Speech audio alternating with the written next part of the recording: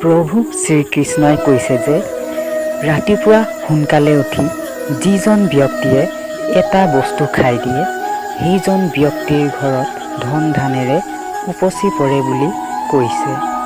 আনহাতে যিজন ব্যক্তিয়ে ৰাতিপুৱা সোনকালে উঠি বস্তু এটা দেখা পায় সেইজন ব্যক্তিৰ দৰিদ্ৰতাৰ লক্ষণ বাঢ়ে বুলি কৈছে।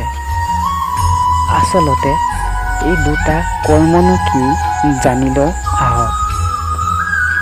1 নম্বৰ, যিজন ব্যক্তিয়ে ৰাতিপুৱা সোনকালে উঠি